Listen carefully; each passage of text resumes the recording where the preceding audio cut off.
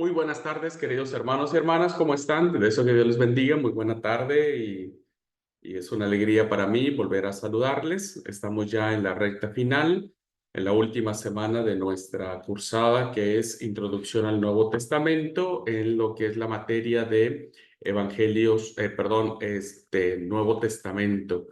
Y doy gracias a Dios porque, bueno, hasta ahora el Señor nos ha acompañado y hemos podido estar en esta materia y que, bueno, de alguna u otra manera hemos abordado de forma introductoria nuestro acercamiento al texto o a los textos que le dieron vida y que conformaron el Nuevo Testamento. Bueno, vamos a continuar donde nos quedamos en la clase pasada, que era con el Evangelio de Lucas, y en esta clase vamos a terminar lo que es la introducción a los Evangelios, al libro de Hechos de los Apóstoles y a la mitad de las cartas Paulinas. Y en nuestra próxima clase estaremos cerrando ya con lo que es las cartas Paulinas, las universales, y hablar un poco sobre el Apocalipsis. ¿Ok? Bueno, voy a compartir la pantalla y nos quedamos entonces en, bueno, permítame adelantar un poco porque vimos Mateo y nos quedamos en Lucas. Bueno, un evangelio hermoso, un evangelio precioso, un evangelio del Espíritu, ¿verdad? Porque es un evangelio donde hay la efusión, se muestra la efusión del Espíritu de manera muy palpable, muy recurrente. Y podemos decir que en el caso del Evangelio de Lucas, este autor escribe un relato tratado de los acontecimientos y palabras de Jesús y de sus seguidores, en dos volúmenes o en dos libros prácticamente iguales en extensión, que se le conoce como el Evangelio de Lucas y el libro de Hechos de los Apóstoles.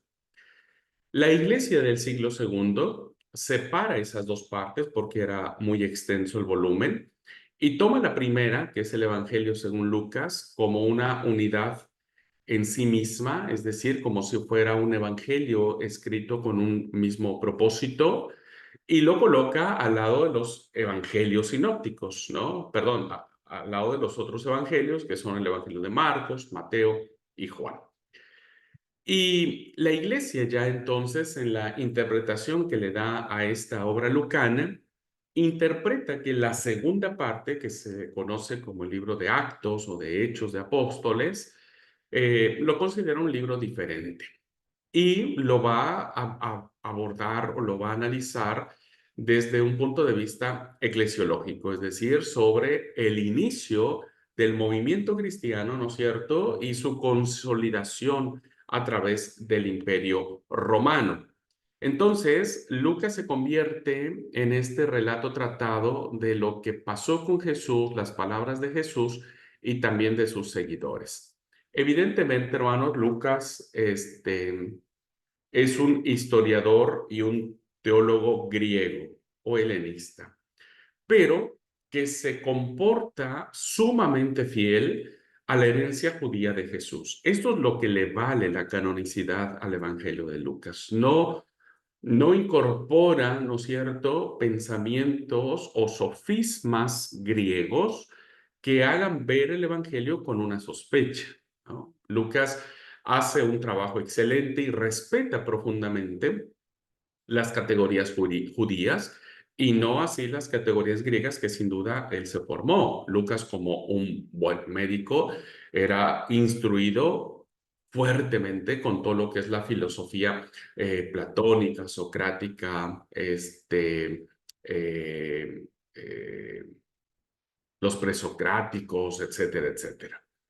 Sin embargo, Lucas, como un historiador que en ese momento está reconociendo el movimiento que se está dando, está muy atento a las nuevas circunstancias eclesiales y sociales de su tiempo, ¿no? Ve cómo el movimiento se ha ido evolucionando, cómo el movimiento empezó con un puñado de hombres y mujeres que confesaban al crucificado y que después se fue expandiendo por todo el imperio. Así que, desde una perspectiva universal, ofrece un cuadro histórico teológico permanente para entender el cristianismo hasta el día de hoy, ¿no? Tan es así, como creo lo vamos a ver cuando abordemos el libro de Hechos tiene un cierre teológico, ¿verdad? Un cierre teológico.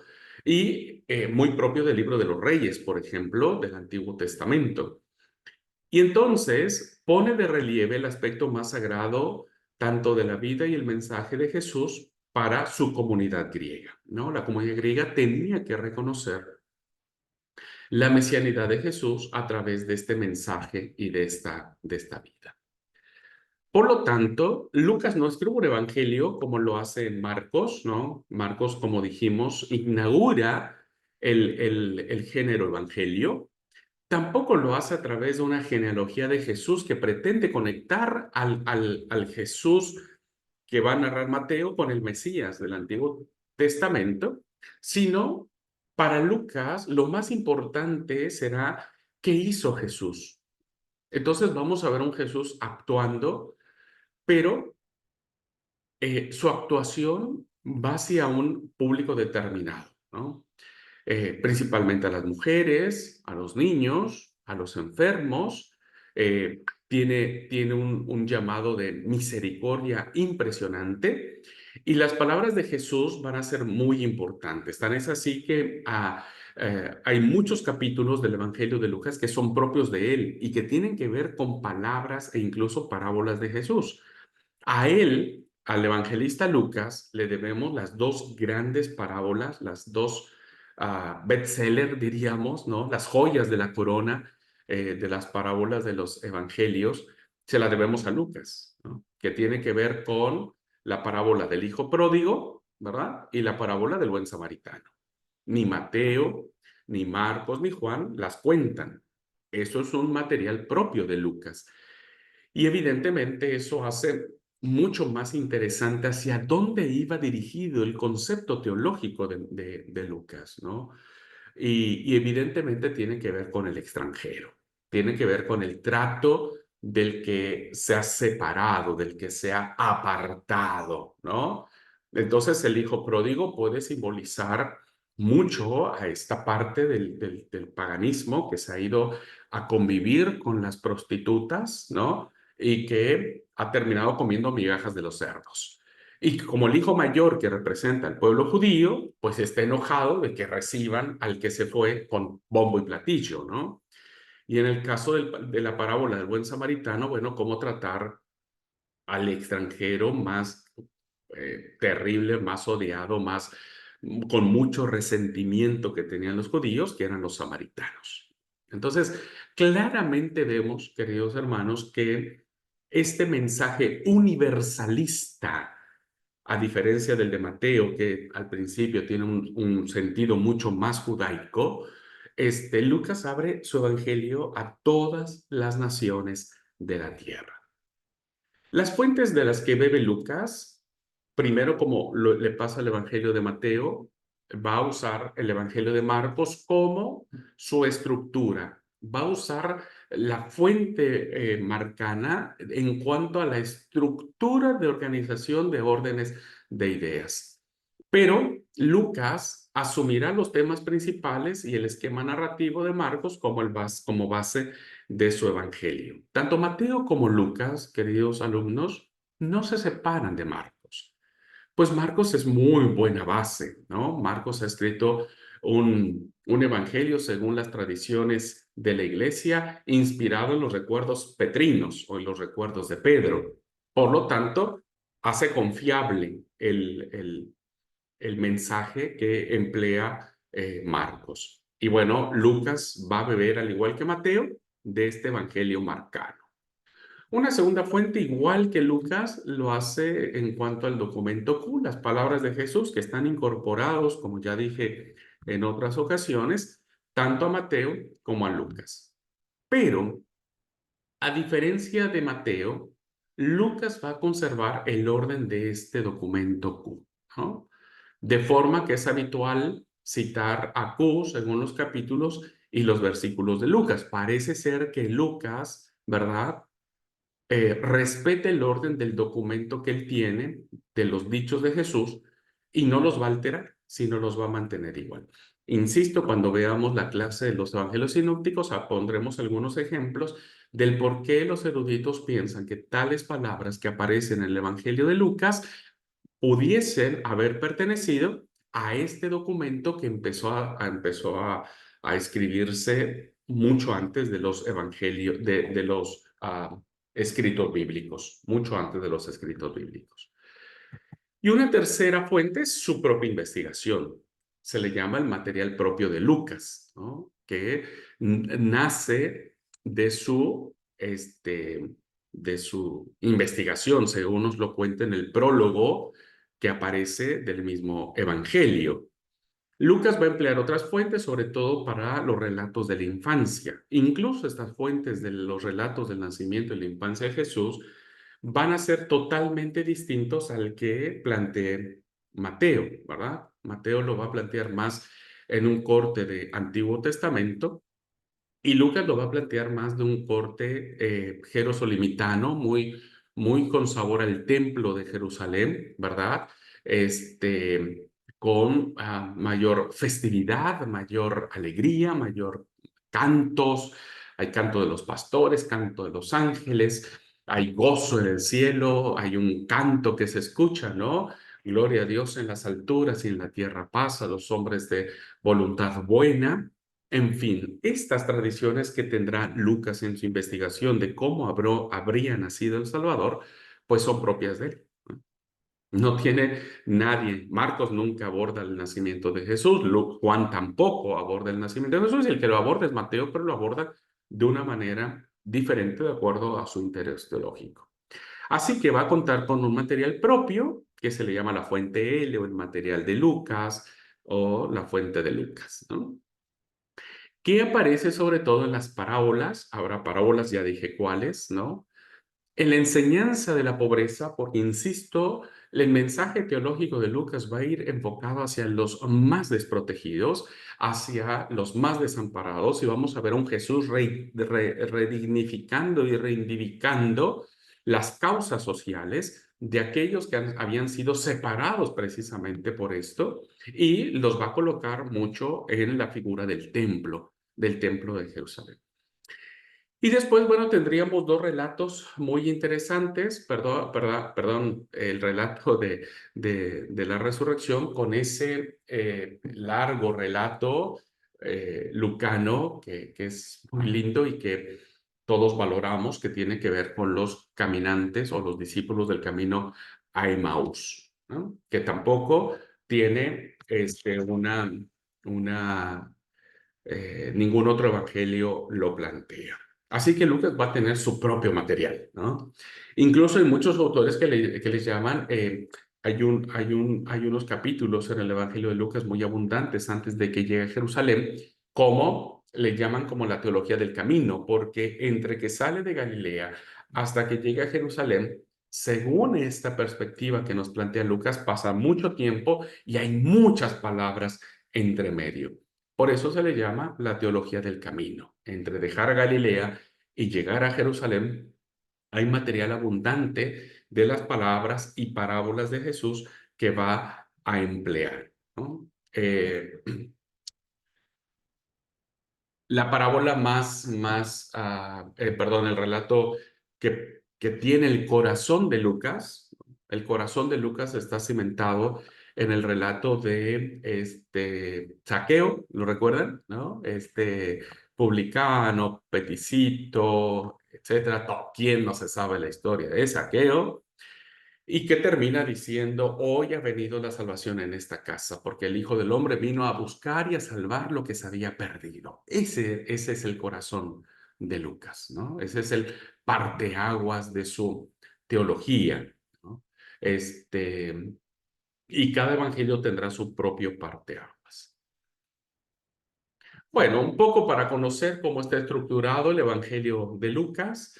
Bueno, tenemos del capítulo 1 versículo del 1 al 4, la famosa dedicatoria a Teófilo, que no sabemos este personaje, si es un personaje histórico o es un simbolismo, que va dirigido a una persona, pero que tiene un nombre simbólico, es decir, a quien se le dirige el Evangelio no se llama Teófilo, pero hay una composición teológica con el nombre.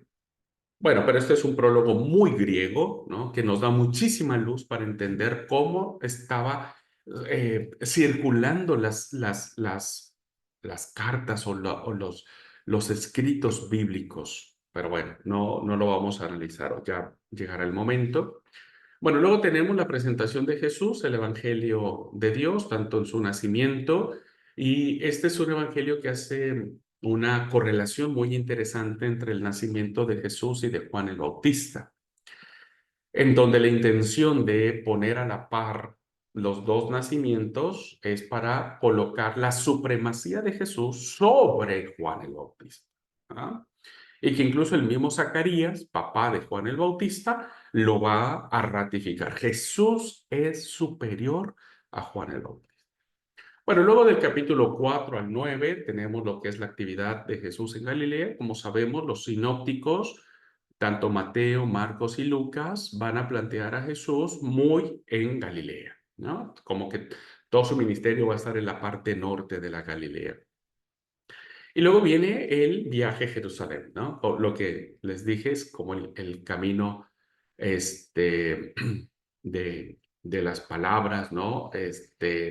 La teología del camino, etcétera, que tiene que ver con estos temas: seguimiento y fe, comida cristiana y la llegada del reino, ¿no? Va a ser interesantísimo todo este material, la mayoría del lucano, ¿no? La mayoría lucano, en relación a la persona de Jesús y en relación a cómo deberían ser sus seguidores, ¿no? Recuerden ustedes, y espero que no lo olviden nunca, que cuando ustedes lean el Evangelio de Lucas, deben reconocer o deben de saber que ustedes están leyendo un escrito de cosas que está contando el autor que han pasado por lo pronto 30 hasta 40 años, ¿verdad? Entonces, el autor que escribe esto está viviendo en otra época, en otra circunstancia. No está viviendo en el momento de Jesús. ¿Ok? Entonces, evidentemente, la predisposición que tiene el autor de escribir su obra va a ser en función de los hechos pasados, pero siempre en sintonía de lo que está viviendo su comunidad, ¿no? Y por lo que vemos, parece ser que la comunidad de Lucas necesita saber este, cuáles son los requisitos que deben de tener los seguidores del maestro.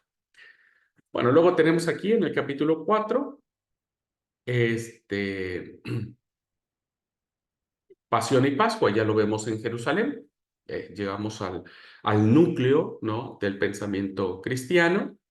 Y finalmente tenemos el epílogo de la Ascensión, que será un epílogo o un final, diríamos, del Evangelio de Marcos, un tanto diferente a cómo será en el libro de Hechos, ¿no? Pero, bueno, al final es como la promesa y la ascensión en Jerusalén.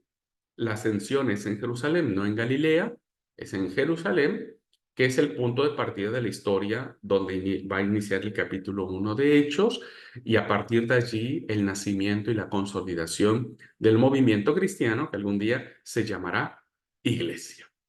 Es interesantísimo, Lucas, hermanos. Es apasionantísimo. Es un libro, como dije, lleno del Espíritu, ¿no? Del Espíritu Santo.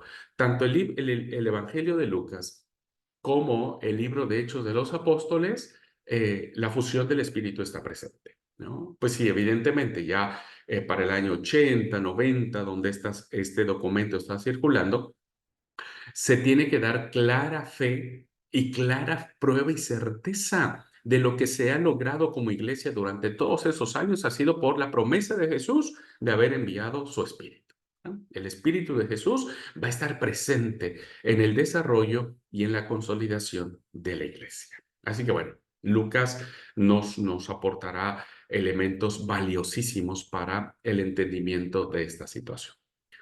Bueno, pues hasta aquí entonces, hermanos, hemos analizado los tres evangelios de manera muy somera, diríamos, pero al menos para que ustedes tengan una idea de que leer los evangelios no es decir, es re fácil porque es re lindo porque habla de Jesús.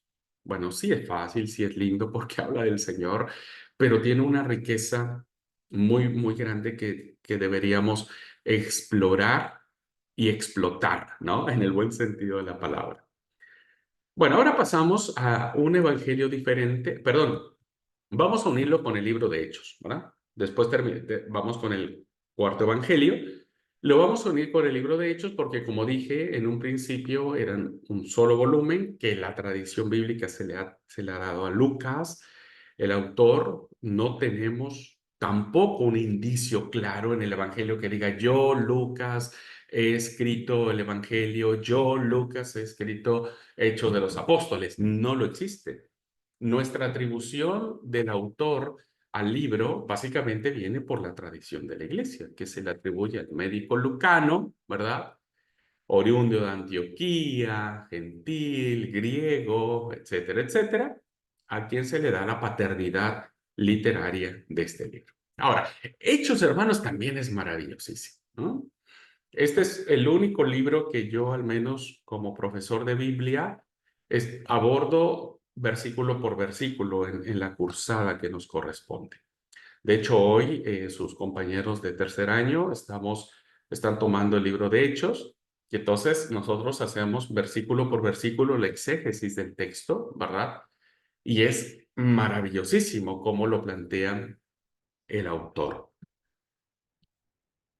Lucas, como dijimos, compuso también el libro que se le ha dado como el nombre de Hechos de los Apóstoles, pero en el original, los originales más antiguos, hermanos, solo dice Hechos de Apóstoles. Tiene su razón de ser, ya lo vamos a explicar por qué el título se le da, ¿no? En las Biblias de lengua inglesa se le llama Actos, ¿no? El libro de Actos. Bueno, pero muchos han pretendido, y con justa razón, llamar a este libro libro de Hechos del Espíritu, ¿no? Libros de Hechos del Espíritu. No alteraríamos nada, ni ofenderíamos a Dios, ni nada por el estilo. El título del libro se ha puesto por la tradición de la Iglesia. Pero es interesante cómo es mucho mejor el título de Hechos del Espíritu que Hechos de los Apóstoles, ¿no? Porque por una razón muy sencilla, muy lógica. Si ustedes han leído el libro de Hechos de los Apóstoles, el libro inicia con los 12, bueno, primero con los 11, porque ya Judas no está, y luego sigue el capítulo 1 con los 12, porque eligen a Matías. Entonces se ven a los 12 discípulos, y no solo a los 12 discípulos, ¿eh? Se le ve a María, la madre de Jesús, a sus hermanos, a sus hermanas, y por lo menos a 120 personas, por lo menos. Bueno, entonces sí, al principio hablamos de Hechos de los Apóstoles, pero conforme avanza la narración, los demás apóstoles desaparecen de la escena. No volvemos a saber más de ellos. Y solamente hasta el capítulo 10, antes, ¿no? Antes del 10, aparecen Pedro y Juan. Pedro y Juan, Pedro y Juan, Pedro y Juan. Pero un caso curioso, Juan nunca habla. No hay ni una palabra que sale de la boca del apóstol Juan. Todo es Pedro. Pedro es el que lleva la batuta. Y después del capítulo 10, 12, por ahí, ¿no es cierto? Un poquito más, Pedro desaparece de la escena y el libro que dice ser Hechos de los Apóstoles termina con un apóstol y termina hablando solo de Pablo.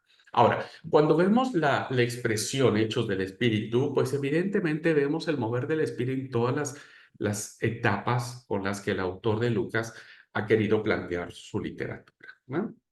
Bueno, como dijimos, Evangelio y Hechos formaban parte de un solo libro. Después lo dividieron.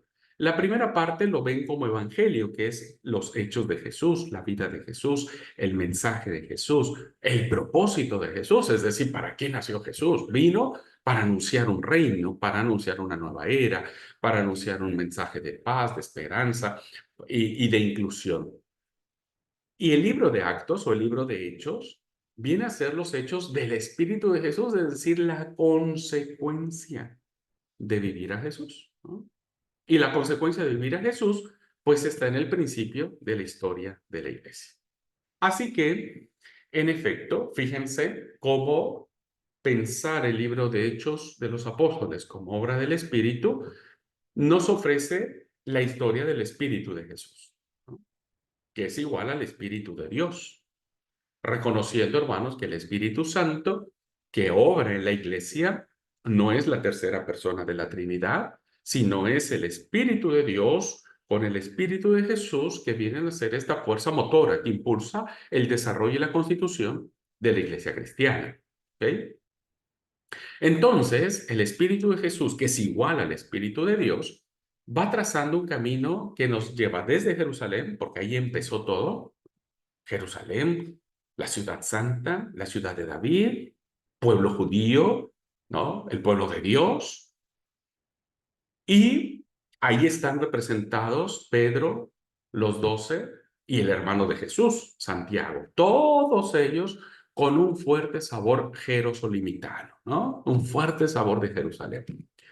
Y luego el evento de la narrativa de Hechos nos lleva a Antioquía. Y Antioquía, hermanos, es el símbolo de la apertura a los habitantes del imperio que en ese momento existía, que ya, aunque si bien es cierto, Grecia ya había sido conquistada por los romanos, pues seguía representando esta cultura helénica, ¿no? Todavía, porque el helenismo nunca se fue, como lo platiqué en otras clases, pues nosotros seguimos abordando a los filósofos griegos en nuestras escuelas, ¿no? Bueno, entonces, pero Antioquía en ese momento se convierte como la base de una iglesia de habla griega, evidentemente sometida bajo el Imperio Romano, pero que va a representar el universalismo del Evangelio. Y después el libro nos lleva de Pablo, con Pablo hasta Roma, ¿no? Y Roma es la puerta que abre al mundo entero. Si ustedes se dan cuenta, el polo judío forma la raíz, porque según Hechos dice, y me seréis testigos en Jerusalén. Porque el pueblo de Israel ha sido el pueblo de Dios, eso no lo podemos negar jamás, ¿no? Lo fue durante muchos siglos, desde que, por la comprensión bíblica, desde la fe de Abraham, empezó a desarrollarse un pueblo, ¿no es cierto? Entonces, el pueblo judío forma la raíz que se debe mantener, ¿no? Pues no negamos nuestras raíces. Como cristianos no negamos que nuestras raíces están en la antigua alianza, ¿no? De Dios con su pueblo en el Sinaí. Pero, sobre todo porque marca el origen y destino israelita de Jesús. Y este es el principio jerosolimitano de la iglesia, es decir, hasta el capítulo 15, que es donde aparece Pedro, pues evidentemente hay esta concatenación, hay como este encadenamiento, diríamos, ¿no? Que nosotros no nos podemos separar de eso. Nuestra fe cristiana está basada en la fe de Jesús, que fue un judío, ¿no? Y de los apóstoles y de todos los que gustan y mandan, incluso todos los autores del Nuevo Testamento fueron judíos, a excepción de Lucas, claro está. Pero que evidentemente nosotros no desarrollamos la fe judía ahora, ¿no? Ahora nuestra fe es en Jesús, no en las tradiciones judías. Entonces, de ese polo judío nos vamos al polo helénico o romano, donde ofrece el encuadre final y definitivo de la iglesia que llega a Roma, Roma como símbolo de la capital del imperio, es decir, de todo el mundo conocido, donde Pablo, preso, anuncia abiertamente el evangelio. Si ustedes son muy curiosos y analizan cómo termina el libro de Hechos, se van a dar cuenta que Hechos no termina con la muerte de Pablo, porque evidentemente ah, el libro habla mucho sobre Pablo, pero finalmente no sabemos cómo muere Pablo, ¿verdad? Entonces, muchos creen que el libro de Hechos se escribe antes de la muerte de Pablo, pero otros creen que este libro se escribe mucho después de la muerte de Pablo. Y no es de que el autor no haya conocido cómo pudo haber muerto el gran apóstol de los gentiles, sino básicamente el final abierto es muy propio del libro de los Reyes, el segundo libro de los Reyes, un final teológico. Porque el final teológico que encontramos del libro de los Reyes en el Antiguo Testamento es que el pueblo de Israel no se iba a acabar, nadie lo iba a poder destruir, ¿no? Entonces vemos la restitución del rey Sedequías, si no mal recuerdo, eh, espero no fallar en el nombre, pero el rey judío, liberado, con vestiduras nuevas, comiendo en la casa del rey y de manera perpetua estar siempre presente en la presencia del rey. Es decir, es un final teológico en el que se dice que Israel no iba a ser destruido, ¿no? Entonces, en la esperanza de que el rey siempre iba a estar en la presencia del monarca, pues eso hace que Israel no iba a perecer. Y se cumplió. Ahora, el libro de Hechos no nos habla de cómo muere Pablo, sino nos dice que Pablo se encuentra predicando con libertad la llegada del reino de Dios. Entonces, es un final teológico que hace que nosotros ahora hayamos entendido y comprendido que ese reinado de Dios llega hasta nosotros, ¿no? Y que no terminó con Pablo. Entonces también es un final teológico con diríamos, como dicen en los deportes, ¿no? Con un final de fotografía, ¿no? Un final abierto, donde todavía no se cierra. La iglesia tiene que seguir creciendo, expandiéndose a través de los siglos hasta el cumplimiento escatológico de la venida de Jesús. Por eso Hechos es maravillosísimo, hermanos. Es un libro de apasionamiento, que por eso digo, de todas las materias, es el único libro que yo desarrollo puntualmente como un ejercicio para poder entenderlo de mejor manera. ¿Mm? Bueno, aquí hay una propuesta de cómo entender el libro en su conjunto. Bueno, pues lo dejo ahí, hermanos, ustedes lo pueden descargar. Tenemos del capítulo 1 al 5 la figura de Pedro y la iglesia en la raíz, que es la iglesia jerosolimitana. Luego se abre hacia Antioquía, ¿no? Los helenistas de Jerusalén a Antioquía, el campo misionero a los griegos. Y después tenemos todo lo que es el viaje de Antioquía a Roma por parte del apóstol Pablo. Y al final tenemos un epílogo, que es cuando Pablo espera el juicio en prisión, pero anuncia abiertamente el evangelio en Roma. El mensaje de Pablo ha llegado al centro del imperio y se mantiene allí en prisión domiciliaria y, como les digo, anunciando el reino de Dios. Un final abierto. Un final abierto. Tiene la libertad, aunque está en prisión, pero está anunciando de manera libre. Entonces el evangelio iba a correr y nadie lo iba a poder detener, ¿no? Por más que estuviera encadenado, el evangelio corre libre, libre a través de los tiempos, de los siglos, de todo. Insisto, hasta que el Señor Jesús venga. Así que bueno, este es un acercamiento muy breve para que ustedes tengan más o menos una noción de lo que nos vamos a enfrentar cuando veamos este libro en la materia correspondiente. Y finalmente, hermanos, tenemos el cuarto evangelio, que se le conoce como el Evangelio de Juan.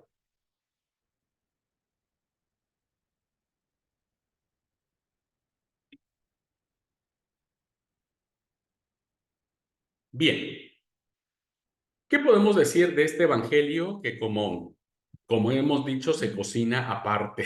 Decimos, ¿no? Que no pertenece a la tradición sinóptica, porque evidentemente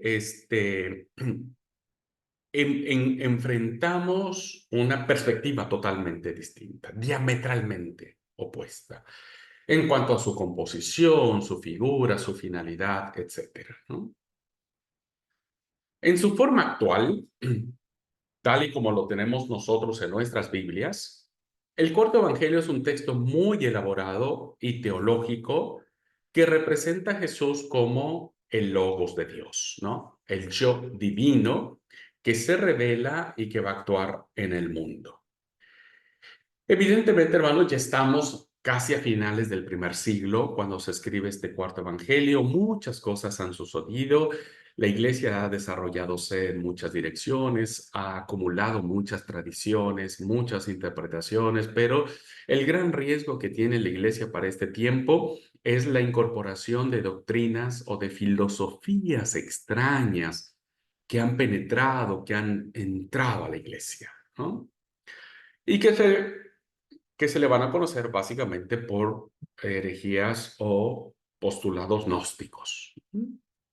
Y evidentemente, hermanos, el cuarto evangelio tiene una connotación profundamente teológica, profundamente, porque el propósito que tiene el autor, que tampoco sabemos quién es el autor, se le atribuye la tradición de la iglesia, el discípulo amado, que así se hace llamar el mismo dentro del evangelio, ¿no?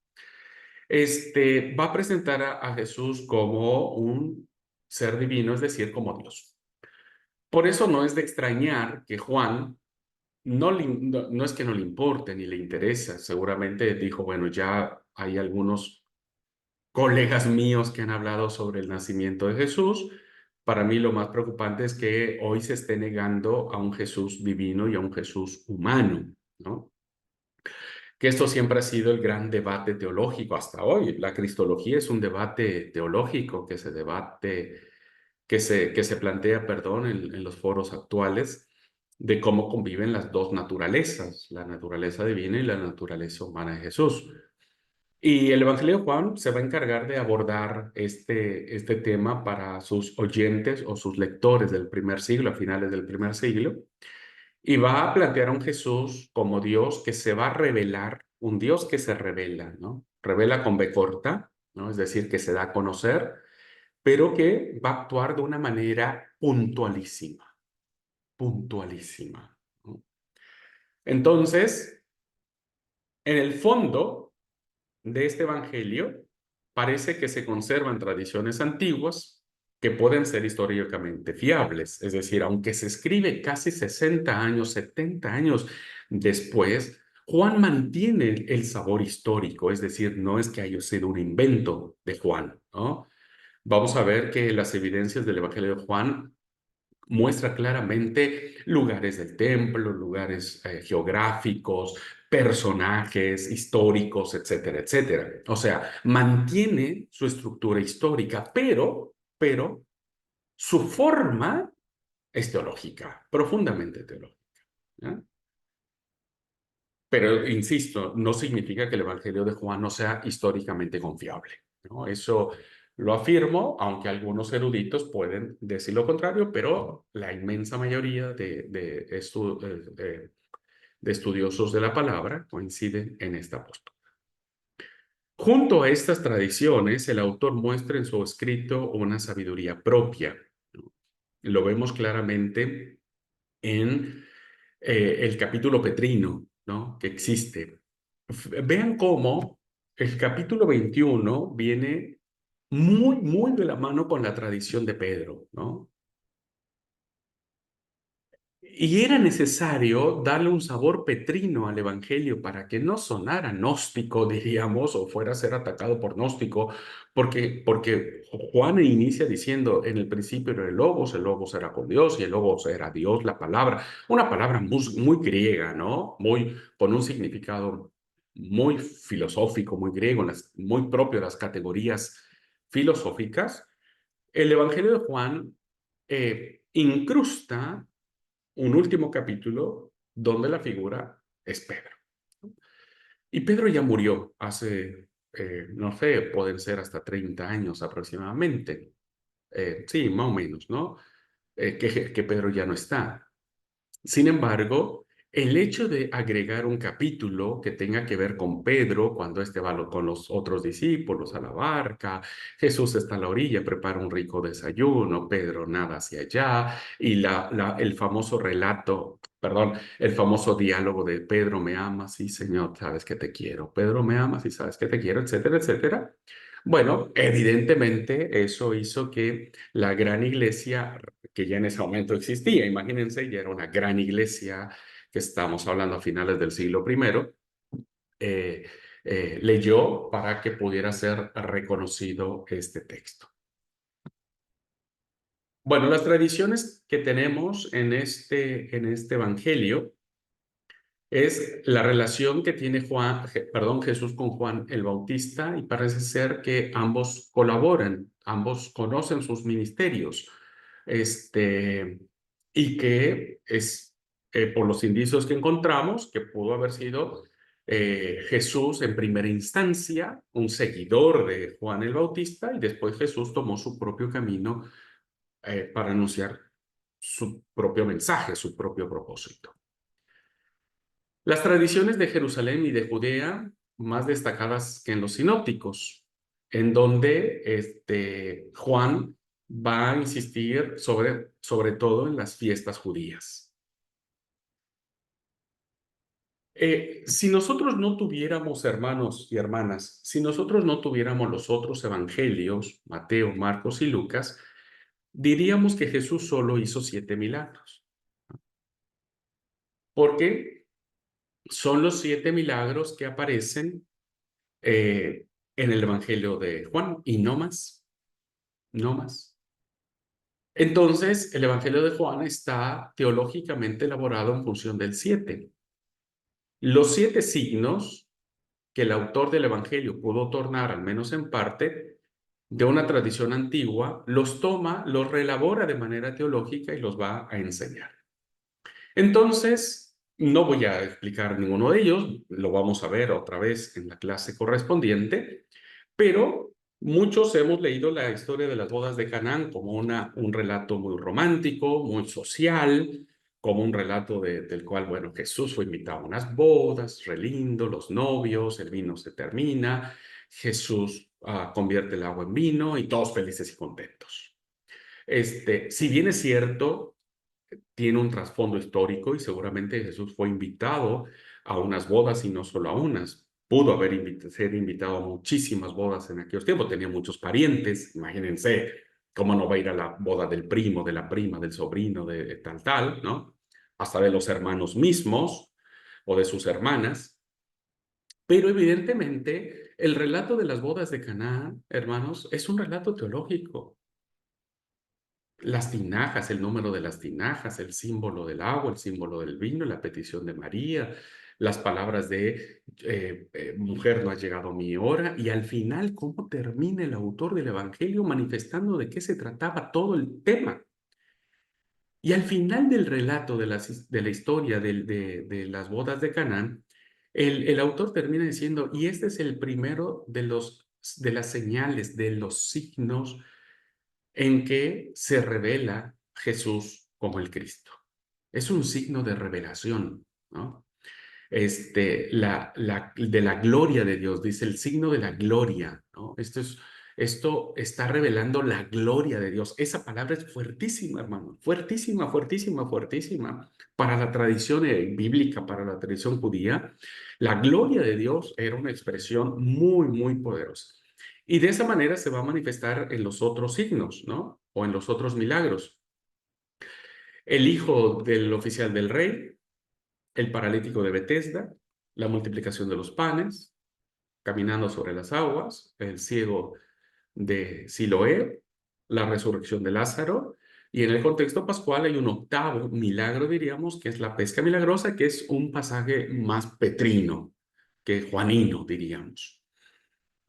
En este evangelio, hermanos, no hay ninguna narración de exorcismo, ninguna narración. Aquí, insisto, si nosotros no tuviéramos ni a Mateo, ni a Lucas, ni a Marcos, nunca hubiéramos sabido que Jesús expulsó demonios, por ejemplo, ¿no? El famoso endemoniado de Gadara, nosotros no lo hubiéramos conocido porque Juan no va a abarcar ningún relato que trate con expulsión de demonios, ¿no?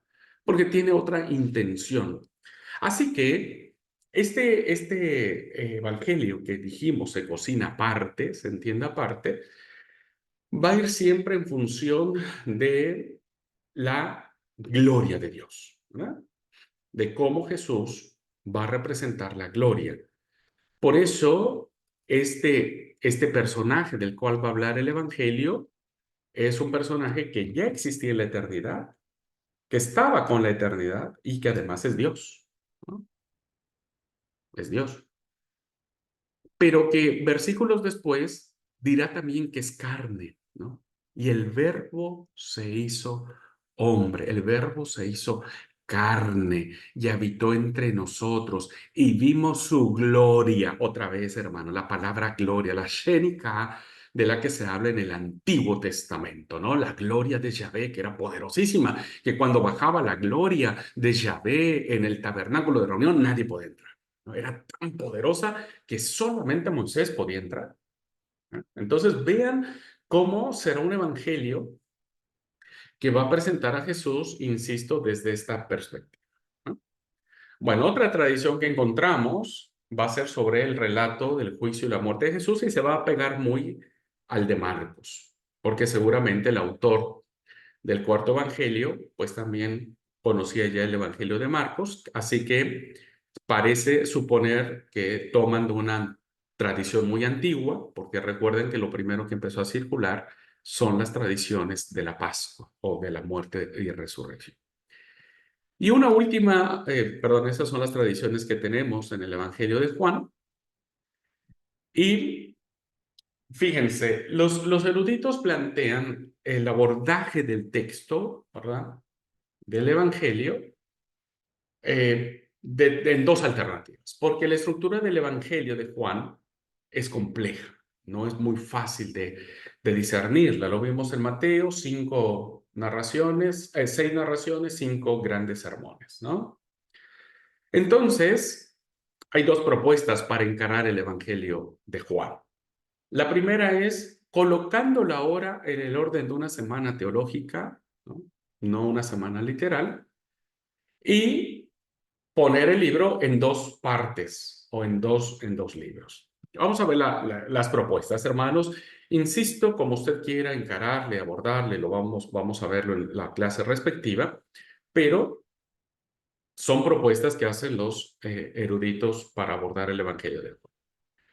Bueno, esta estructura viene de la Biblia de Jerusalén, ¿verdad? Es una propuesta que la plantea, entre otras, la Biblia de Jerusalén, donde suponen que el cuarto evangelio sigue una estructura septenaria, es decir, del 7.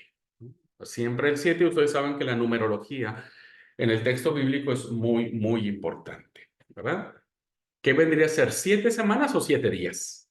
Depende cómo se quiera abordar, ¿no? Entonces, iniciaríamos con un prólogo. El Evangelio de Juan tendrá un prólogo y un epílogo, ¿no? Un prólogo muy teológico, que, insisto, demanda la humanidad y divinidad de Jesús, y un epílogo con un sabor de la tradición de Pedro.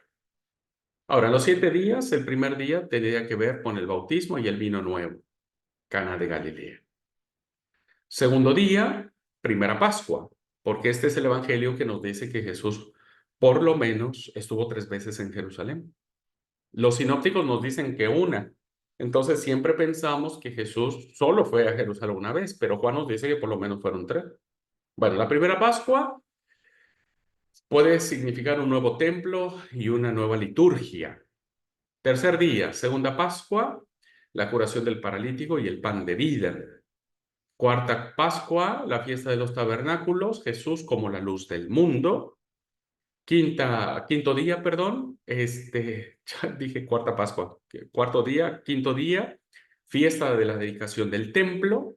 Aquí hay un relato que es Jesús, el buen pastor que da la vida.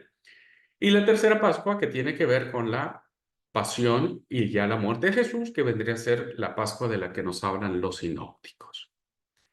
Y al final, como todo, el núcleo de todo el evento de Jesús está en función de la resurrección. Entonces, si logramos mantener la concepción de una semana o de 7 semanas, ¿no? Bueno, sigue siendo ah, muy, muy imponente o muy fijativo el número 7 en esta propuesta. Y la otra propuesta tiene que ver de dos libros que se le conocen, ¿no? El libro de los signos o libro de las señales y el libro de la gloria, ¿no?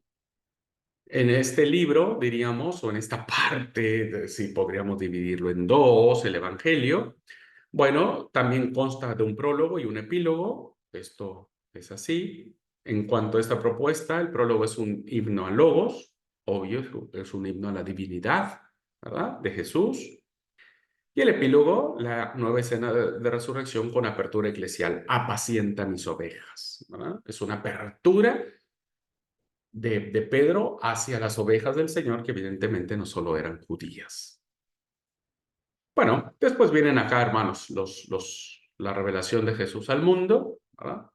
Y el libro de la gloria, que es la revelación de Jesús a su comunidad, tanto en la Pascua, en la muerte y la resurrección de Jesús. Y es así como podría abordarse el Evangelio de Juan.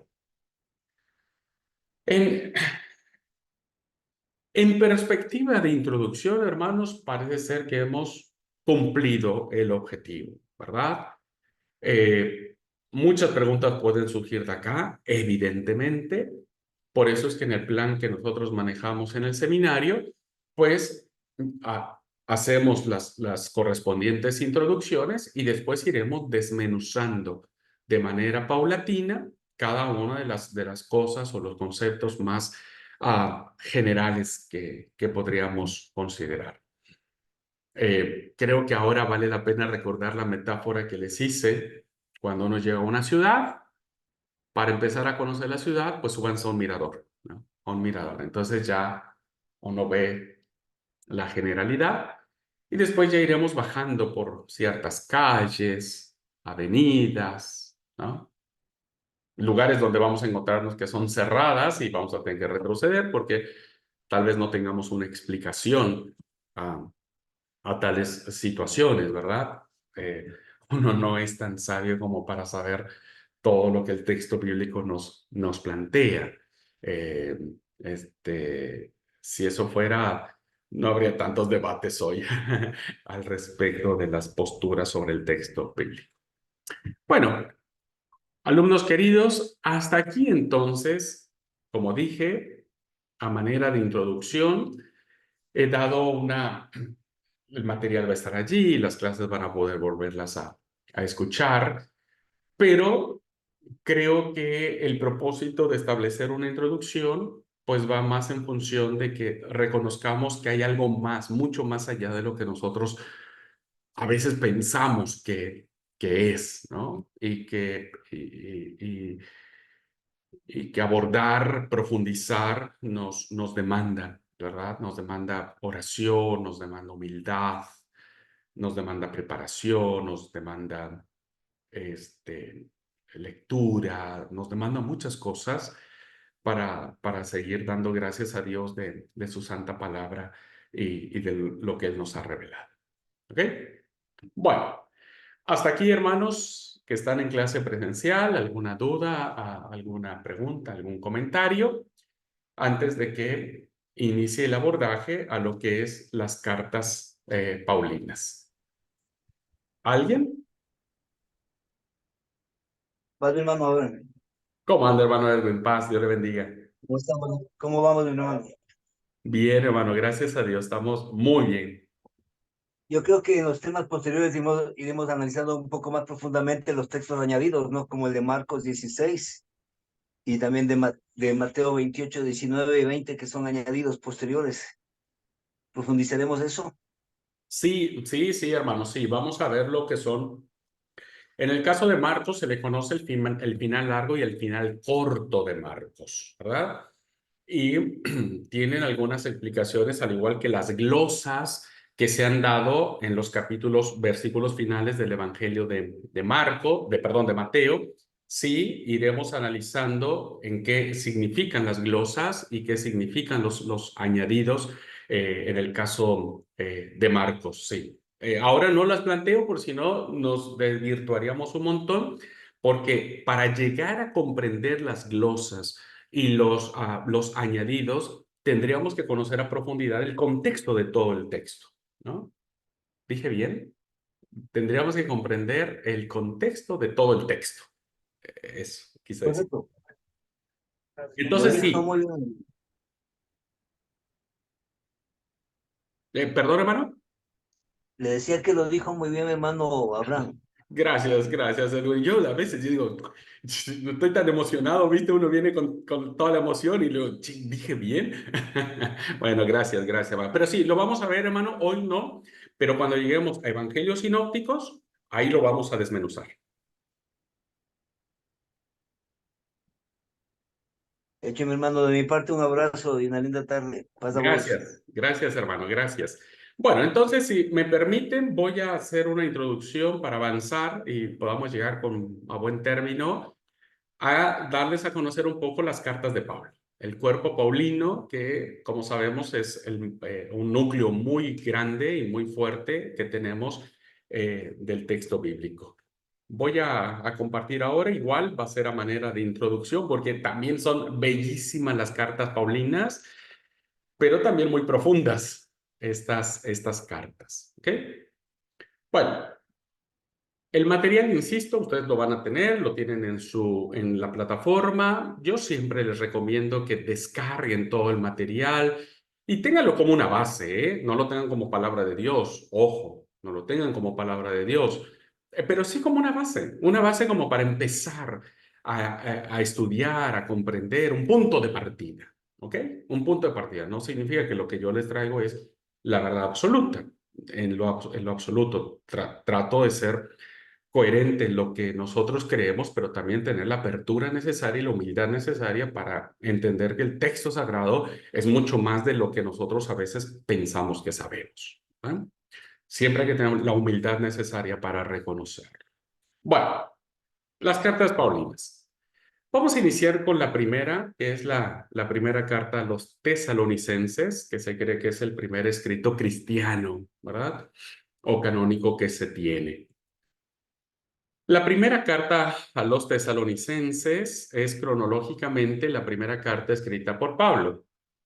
Más aún, como dije, es el primer documento cristiano que se conserva, escrito aproximadamente 20 años después de la muerte de Jesús. Hay un libro maravilloso que no lo traigo ahora, lo tengo en la biblioteca y que soy apasionado de eso, soy apasionadísimo de eso, porque no tenemos un testimonio escrito de lo que sucede entre el 30 y el 50, ¿no? No tenemos un testimonio escrito. Pues si consideramos que la carta de Tesalonicenses se escribe en el 49, 48, 50, algunos dicen que 51, 52, y si el Señor muere a los 30, es decir, hay como una brecha allí, ¿no? Que no hay un testimonio escrito al respecto, ¿no? Así que hay un libro maravillosísimo, después les paso el título, que les va a encantar, a quien le guste esto, ¿verdad? A quien le encante, le apasione los temas bíblicos y el tema de la historia de la iglesia, ¿no? Les va a encantar. Bueno, parece ser que es el primer documento cristiano que se tiene después de la muerte del Señor. Y cuando nosotros leemos la primera carta a los tesalonicenses, se trata de un texto rebosante de vida, un tesoro de carta en la que descubrimos los elementos básicos de lo que será la iglesia de Jesús a lo largo de los siglos hasta el momento actual. En el fondo de ella late el mensaje que Pablo había proclamado en unas pocas semanas o meses cuando estuvo en Tesalónica y evidentemente quedó muy grabado la comunidad de Tesalónica en el corazón de Pablo. Y bueno, Pablo es tan pastoral con ellos que evidentemente atiende a una de sus grandes preocupaciones que tiene la iglesia, que es respecto de la venida del Señor. Para esas fechas, todo el mundo se preguntaba, ¿cuándo va a venir el Señor? Y la respuesta es, ya está, pronto, tal vez mañana, tranqui, va a venir mañana. Entonces todos venían con esta idea de que el Señor vendría pronto. El mensaje fundamental que encontramos de la iglesia está enmarcado en este texto. Dice Primera de Tesalonicenses 1 del 9 al 10. Todos se hacen lenguas de como os convertisteis a Dios y renunciasteis a los ídolos para servir al Dios vivo y verdadero, en espera de que su Hijo Jesús, a quien resucitó triunfante de la muerte, venga desde el cielo y nos libre del castigo que ha de llegar. Este es el testimonio que Pablo da de la iglesia de Tesalónica, ¿no? Entonces vemos los dos grandes principios cristianos, no solo para la iglesia de Tesalónica, sino también para nosotros hoy. Primero, la conversión. ¿Qué les reconoce Pablo a los tesalonicenses? De que hayan abandonado los ídolos paganos y se hayan vuelto al único Dios verdadero. Eso les reconoce Pablo, ¿no? Y les alaba por eso. Y entonces se vinculan así con los judíos.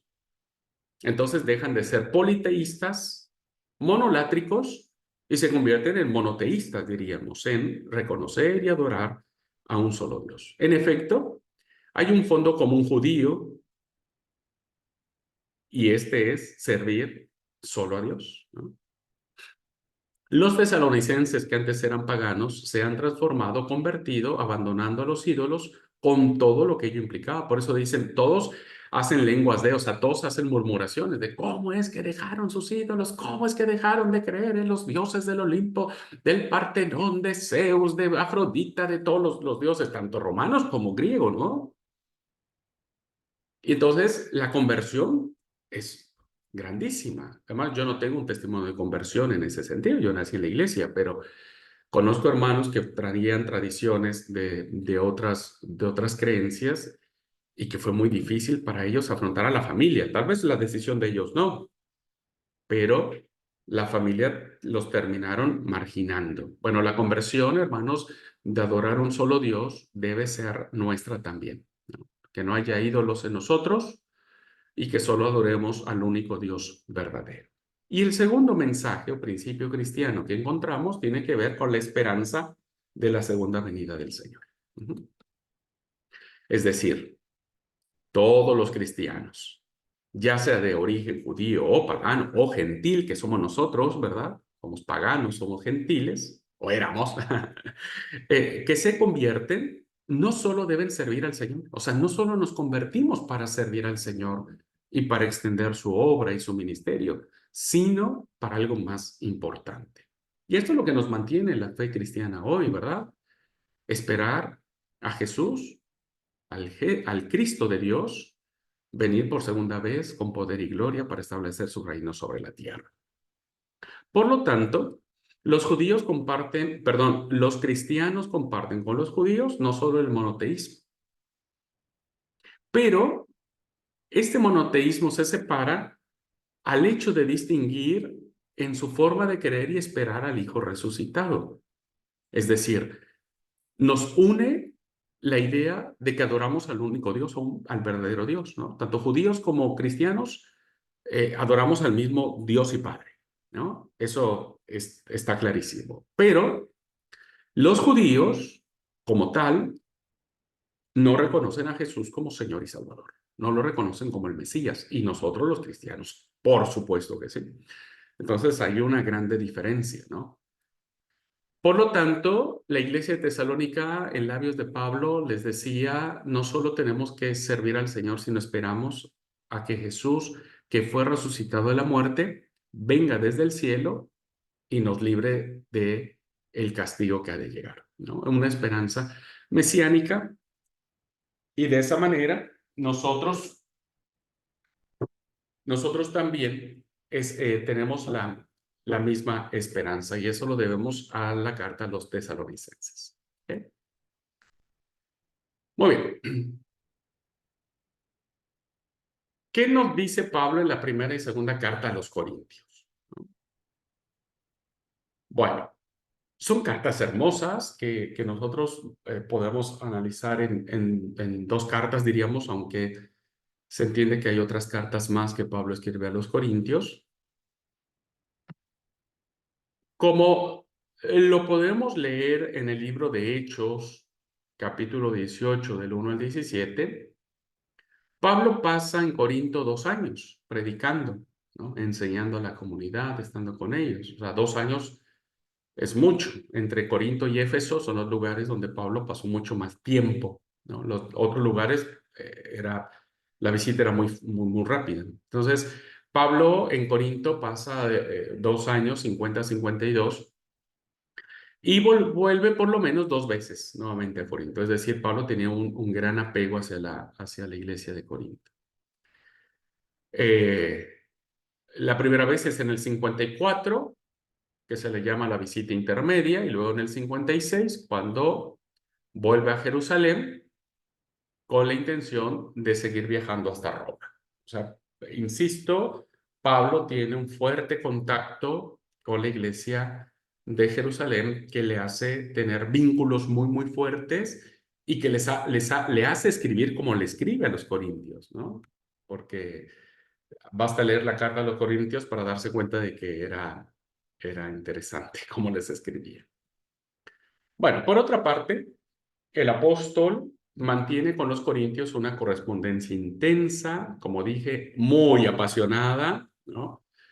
Larga, pues son cartas muy largas las que tenemos de Corintios, que se contiene actualmente en 2 cartas canónicas, redactadas con toda probabilidad por un redactor a partir de varias cartas menores.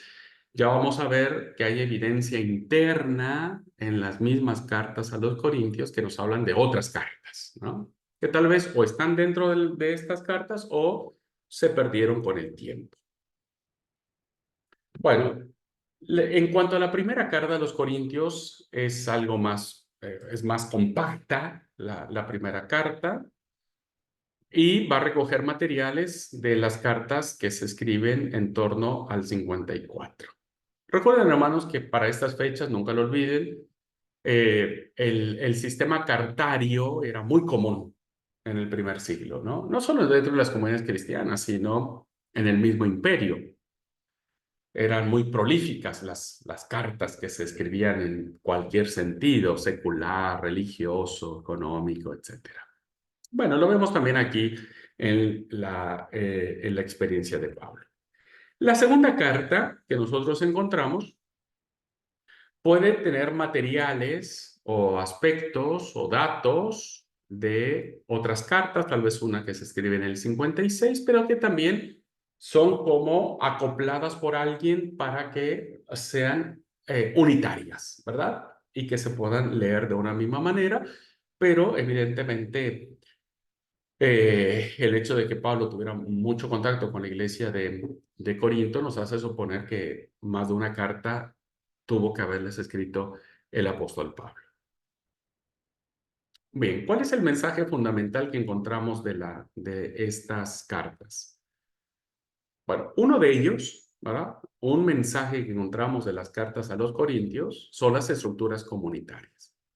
Es decir, para mantener y promover la unidad en el amor dentro de la diversidad de dones y de caracteres, Pablo propone, ¿verdad?, su modelo de estructuras comunitarias. Las iglesias de Pablo son carismáticas, es decir, tienen en función los dones del Espíritu, ¿no? Pero su sentido es muy intenso. Estas iglesias paulinas son espacios de experiencia del Espíritu, principalmente la de Corinto, que actúa de diversas formas, pero siempre al servicio del conjunto eclesial. Pablo es la enseñanza que da, ¿no? Los dones que no se ponen al servicio de la iglesia no son dones. Entonces, sin carisma no existe cristianismo, claro, porque el carisma son los dones que el Espíritu Santo nos ha dado, ¿verdad? Los regalos que el Espíritu Santo nos ha dado para la edificación del cuerpo de Cristo.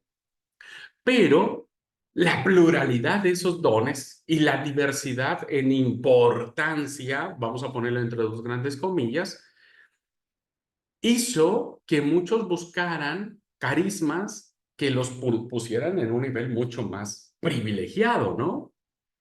Entonces, la pluralidad de los carismas y la búsqueda de aquellos que son más elitistas, es decir, no es lo mismo tener el don de servir que tener el don de lenguas, por ejemplo, ¿no? O el don de sanidad. ¿Cuál es más, diríamos, en términos, ¿cómo se llama?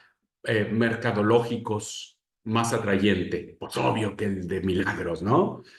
Que el de aconsejar, por ejemplo. Entonces, eso era lo que pasaba en la iglesia de Corinto y había un gran pleito con los que tenían supuestamente carismas más espectaculares que otros, ¿no? Y entonces, ¿qué hizo? Pues hizo que la comunidad, la iglesia, se convirtiera en un enfrentamiento, un lugar de enfrentamiento mutuo. ¿Y cuál es el problema? Pues el problema es que, como toda guerra, como todo pleito, pues uno gana y otro pierde. Entonces, los que supuestamente ganaban terminaban sometiendo a otras personas. Así que Pablo no está de acuerdo con eso porque no reconoce que los dones del Espíritu Santo puedan hacer estas diferencias de conceptos o diferencias de, este, ah, de valor entre los hermanos que están en la iglesia. Así que, fíjense, para combatir este peligro, entre otros, porque el mensaje de Pablo a los Corintios tiene muchos otros temas fuertes, muy, muy fuertes, pero abordando este que ponía en peligro la unidad de la iglesia, para combatir este peligro, Pablo propone que los diversos carismas estén, escuchen bien, al servicio del amor mutuo. Esto es fundamental, ¿no? Este es el parteaguas. De ahí el gran himno al amor, o del amor, diríamos, ¿no? De tal forma que la comunidad se constituya en forma de cuerpo mesiánico, cuerpo de Cristo, porque la iglesia es el cuerpo de Cristo, donde en este cuerpo no hay que pelearse, no debe pelearse. Un pie no va a patear al otro pie. O, ¿qué puede ser? Una uña del dedo, ¿no? Puede ser insignificante una uña del dedo. Perdóneme la metáfora que estoy hablando, pero pensando en el tema del cuerpo, ¿qué es más importante? ¿Una uña del cuerpo, del dedo, perdón, o el corazón? Un segundo, por favor.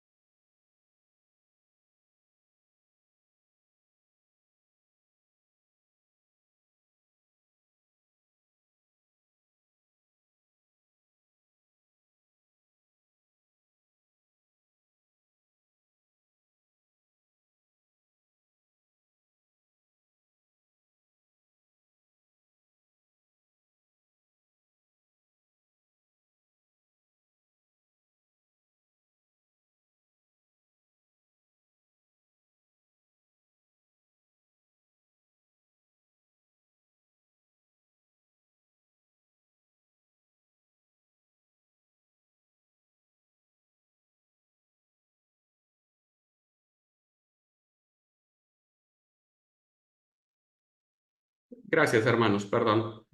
Bueno, entonces, ¿qué es lo que Pablo plantea como una solución dentro de lo que es el problema que se está suscitando, la diversidad de los dones? Que si no hay amor de por medio, entonces no es un verdadero sentimiento cristiano. ¿Ah? Todo lo que nosotros recibimos como carismas, ¿verdad? No importa si sea, vuelvo a ponerlo entre comillas, insignificante o, ¿no? Así espectacular, debe ir en función de servir a los demás, ¿no? Como dije, ¿qué es más importante, una uña o el corazón? Pues el corazón sí, pero la boca, ¿no? No va a sacarse, no me voy a sacar la uña completa porque me va a doler. El cuerpo no puede pelearse. Entonces, Fíjense que gracias a la carta de Pablo a los Corintios podemos reconocer a la iglesia como un cuerpo, ¿verdad? Como un cuerpo, donde hay que cuidarse mutuamente. Bueno, este es un ejemplo. Otro tema que encontramos en la carta a los Corintios. Pablo siempre tuvo un gran problema de que mucha gente no reconocía su apostolado y decían que era falso, que no era discípulo, porque no caminó con el Señor, porque no lo vio, etcétera, etcétera, etcétera, ¿no? Entonces algunos habían criticado a Pablo y rechazado su modo de evangelización. No estaban de acuerdo. Paz, hermanos, no todos somos monedita de oro, hasta el apóstol Pablo, ¿viste? No lo querían, ¿no? Su forma de entender la vida de la comunidad, o sea, muchos chocaban con sus formas y sus pensamientos. Para defender su obra como apóstol, ¿no? Como enviado de Dios, Pablo debe defenderse a sí mismo y emprende su defensa de su apostolado. Apología es defensa, defender. Emprende la apología de su apostolado exponiendo los aspectos básicos de su proyecto en una serie de apasionados argumentos y contraargumentos que nos ofrecen el testimonio más variado y rico de la historia cristiana. Así que si quieren ver cómo Pablo defiende lo que él fue o lo que él representó como llamado de Dios, bueno, lo podemos ver en esta defensa de su apostolado en la carta a los Corintios. Bueno, avanzamos. Y ahora nos encontramos con otra carta muy hermosa que es la carta a los Gálatas, ¿no? A los Gálatas. ¿Qué podemos decir de la carta a los Gálatas? Bueno, Galacia es una región del Asia Menor. Galacia debió de ser el primer destino misionero de Pablo tras el concilio de Jerusalén que se llevó a cabo en el 49. Después de que le dicen a Pablo, andate y no permitas o no obligues a los gentiles a judaizarse, Pablo probablemente fue a lo que es la Alta o la Baja Galacia, aunque no sabemos dónde realmente se produjo ese encuentro, porque, como dije, la región se entiende de distintas maneras. A veces se nombraba la Galacia, la Alta Galacia, por criterios políticos o la Baja Galacia por aspectos sociales. Realmente no sabemos a qué parte Pablo realmente dirigió su mirada y dónde estuvo fundada la iglesia de Galacia, si en la Alta Galacia o en la Baja Galacia. Solo sabemos que fue en la región de Galacia. La carta a los Gálatas, hermanos, escrita en torno al año 56, supone una primera misión de Pablo, ¿no? Insistimos, parece ser que fue ahí donde después del concilio dirige sus fuerzas y lo vemos nuevamente en el 52. Bueno, ¿qué vemos en esta carta? Vemos una lucha, diríamos así, muy grande, de una contramisión de otros grupos cristianos, probablemente de la línea de Santiago, de Jerusalén, diríamos, que quisieron completar, entre dos grandes comillas, la obra de Pablo, diciendo a los Gálatas que solo la circuncisión les haría plenamente judíos y cristianos. La carta a los Gálatas es una carta entre decepcionante y apasionante, porque Pablo termina escribiéndoles de manera decepcionante: oh Gálatas insensatos, ¿quién los fascinó para que crean un evangelio distinto al que nosotros o yo les he predicado? ¿No? O sea, es decepcionante en el sentido, pero no puede ser. Yo no tiene mucho que me vine de ustedes por una situación que le obligó a irse. Pues ya hayan olvidado que no necesitan eso, pero resulta que llegaron unas personas de Jerusalén y fueron con esa consigna de decir, ah, mira, esto es así, así y así, ¿no? Entonces, hay una lucha que existe entre la comunidad de Galacia y los judaizantes o los discípulos que venían de Jerusalén en línea judaizante, en donde decían que, bueno, habría que circuncidarse. Y Pablo, evidentemente, estaba muy en contra de esto. ¿Qué mensaje fundamental encontramos a la carta a los Gálatas? Diríamos en términos muy elegantes que Gálatas es la carta magna del cristianismo. El problema de fondo no era de tipo especulativo dogmático, no era, Pablo no aborda grandes problemas teológicos como lo es la carta a los romanos, por ejemplo. Lo que está en juego, tanto aquí como en el conjunto de la misión de Pablo, era el tipo de sociedad cristiana que debía construirse en Cristo, ¿no? ¿Cuál es la estructura ideal del reino? Si se aceptaba el orden nacional judío, o sea, si se aceptaba la estructura que propone el judaísmo, habría que asumir una sociedad jerarquizada y excluyente, en donde el judaísmo, durante mucho tiempo, hacía que el varón fuera más que la mujer. Porque fíjense, la circuncisión no era para las mujeres, porque el único que se circuncidaba eran los varones. Entonces, al parecer, los que solo tenían la aprobación de Dios eran los varones. Eso hizo, hermanos, ese entendimiento de la circuncisión, pues hizo que las mujeres fueran estigmatizadas y rechazadas y menospreciadas durante mucho tiempo. Entonces, no podían seguir ese modelo.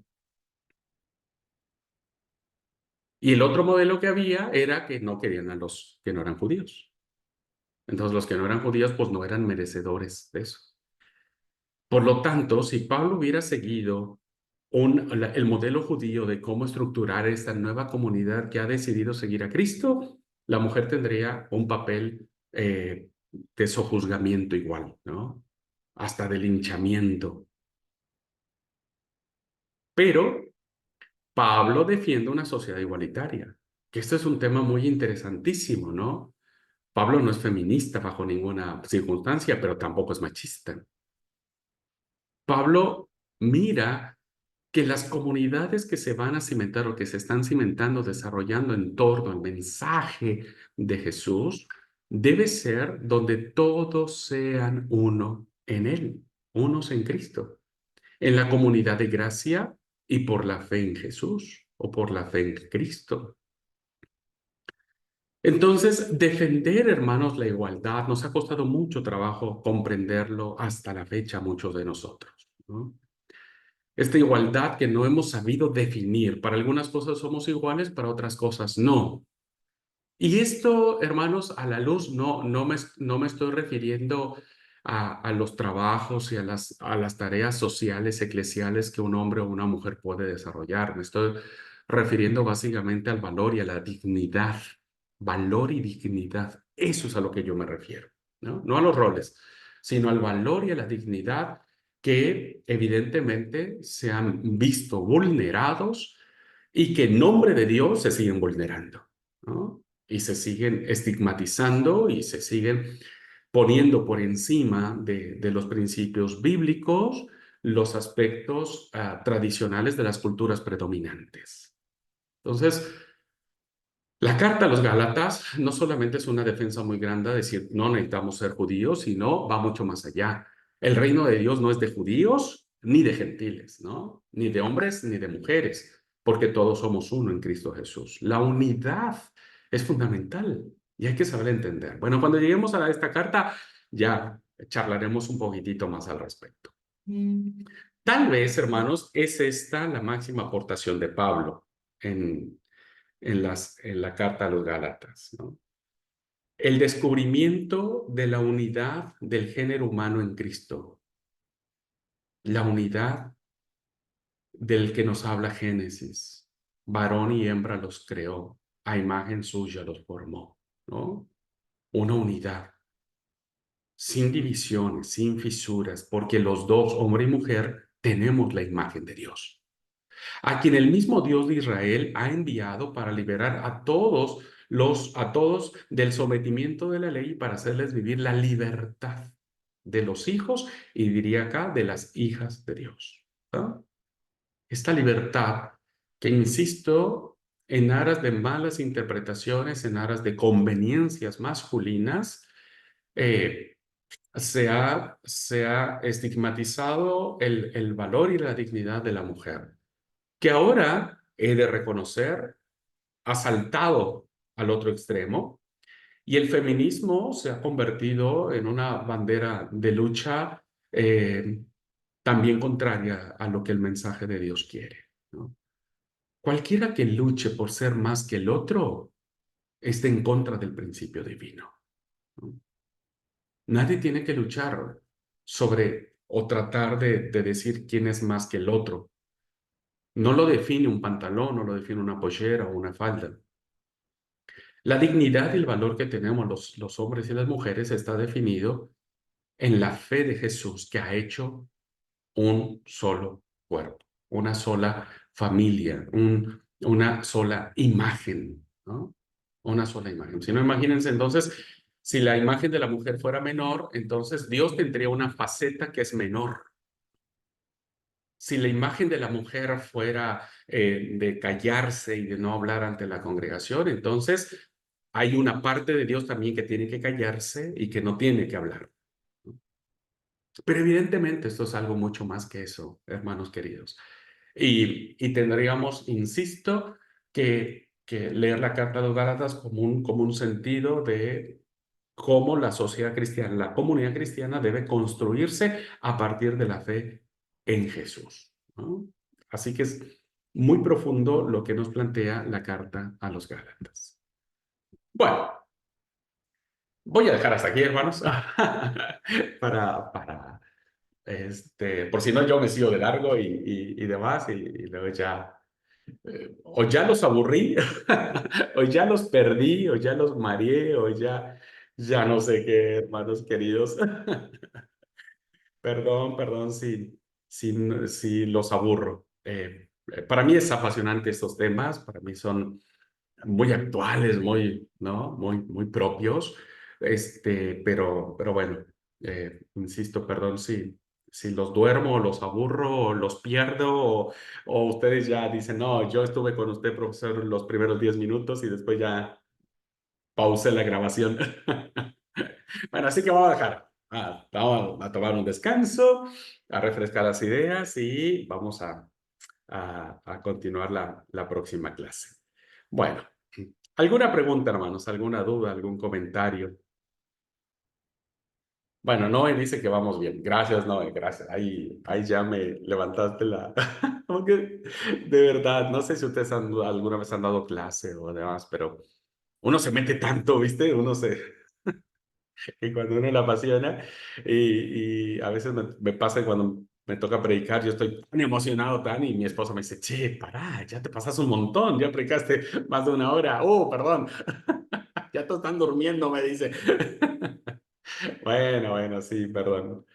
Bueno, Vamos bien, hermano, vamos bien. bueno, gracias, Lina, gracias. Al menos no se me durmieron, que eso es lo más importante. No, no, hermano, ¿qué pasó? Ahí está Edwin también, no se me durmió. Bien ahí ya me emocioné. Bueno, gente linda. Dios le bendiga, hermano. Gracias. Pues si no hay ninguna otra pregunta, nos vemos todavía la próxima clase. Ahí cerramos con los textos que nos faltan y concluimos ya nuestra cursada. ¿Está? Bueno, gente hermosa, el Señor les rebendiga, les guarde. Feliz inicio de semana laboral para todos. Nos vemos la próxima clase. Dios les bendiga. Paz.